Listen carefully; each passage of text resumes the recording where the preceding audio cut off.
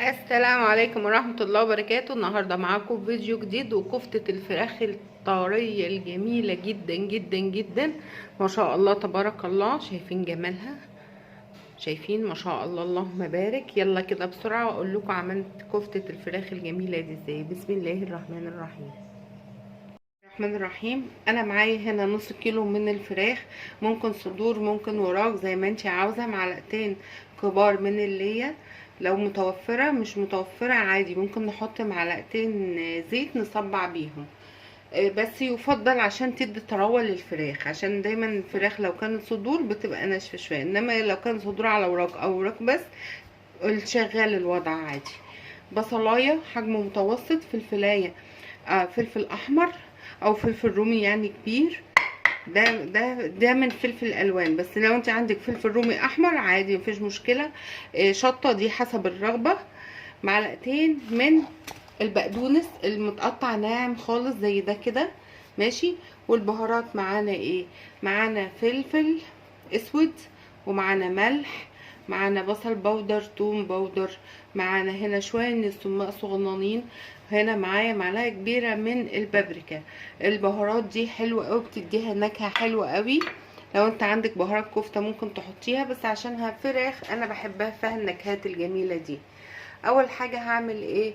هفرم البصل، هفرم البصل والشطه والفلفل الاحمر، عشان انا فرمت الفراخ عشان اقصر بس في الوقت، وقلت اوريكم بس عشان تعرفوا حجم البصل قد ايه، والفلفل الاحمر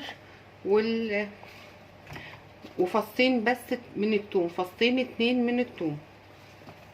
تمام، اخدهم كده افرمهم.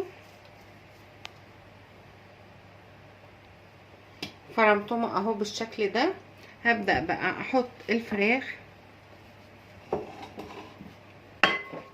افضي الفراخ وافضي الدهون،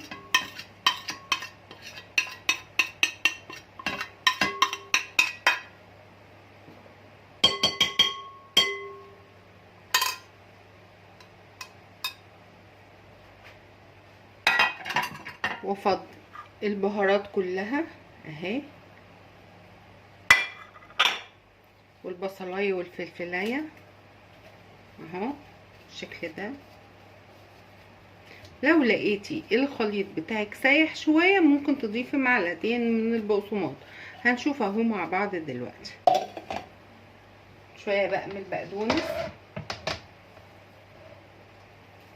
معلقتين، ويكونوا مفرومين فرم ناعم زي ده كده. اخلط بقى الخليط كويس قوي بالشكل ده.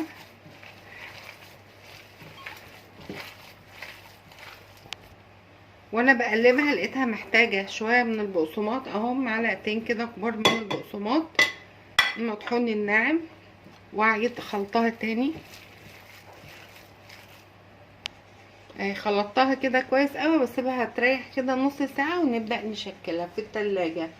تريح نص ساعه في التلاجة ونبدا نشكلها. بعد نص ساعه ابدا بقى ان انا اصبعها، باخد قطع كده زي دي وابدا الفها على السيخ بتاع الشيش طاووق. ممكن تحطي اكتر من واحد، 3 كده 4 اهو. صبعها بالشكل ده.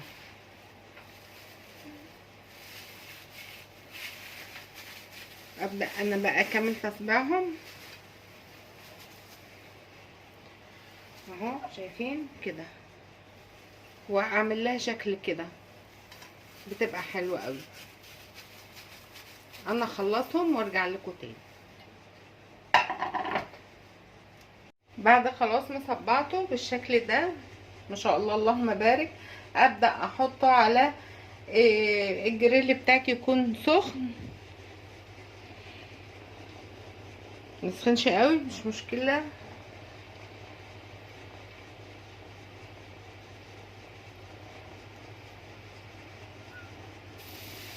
اهو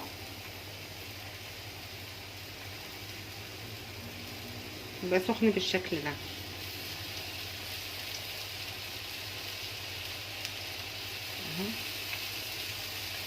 شاء الله اللهم بارك اهو.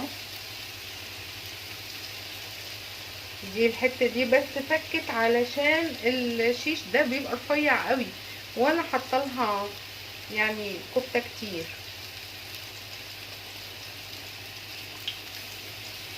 اهو. ابدا اشوي بالشكل ده على السريع، يعني ما اسيبهاش كتير عشان ما تنشفش. اول ما تبتدي تاخد لون نبدا نقلبها بالراحه على الجهه التانية. شايفين ما شاء الله اللهم بارك لونها تحفه. شايفين جمالها. اخلص بقى اشوي كل الكميه وارجع لكم تاني اقول لكم هعمل لسه ايه. اهي خلاص قربت تستوي مع الطبقه اللي تحت. ابدا ارص كل كده السيوخ الكفته بالجمال ده كده ان شاء الله اللهم بارك. شايفين لونها وجمالها تحفه تحفه، طريه كده وحلوه قوي.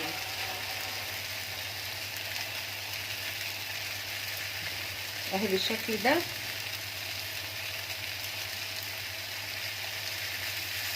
ابدا بقى اسخن فحميتين، اسخنهم حلو قوي. اسخن فحميتين على النار. شايفين حلو قوي. اعمل قطعه من الفويل كده وقطعه كده، وابدا بقى احط على كل فحمايه نقطه من الزيت، نقطه صغيره من الزيت. شايفين ما شاء الله. هتعمل بقى ريحه شوي تحفه. اغطيها بسرعه كده. ما شاء الله تبارك الله. شايفين الجمال. اجي بقى اقدمه. دون بصل عليه سماق عليه معلقه خل واحده، بيبقى طعمه حلو قوي مع التقديم. ممكن شويه بقدونس، دي حاجه حسب ما ترجعلك.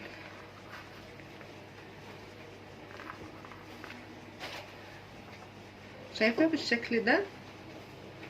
شويه بقدونس كده حلوين.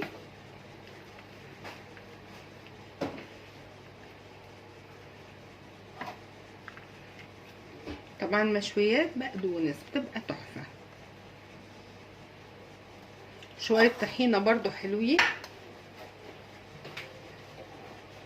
شايفين شويه طحينه كده زي دول حلوين. ممكن تمشيها في الساندوتش لو عملت ساندوتشات. شايفين ما شاء الله اللهم بارك. شايفين اللمعه. شايفين الله اللهم بارك تحفه. يلا اوريكم بس طريقه التقديم اهي.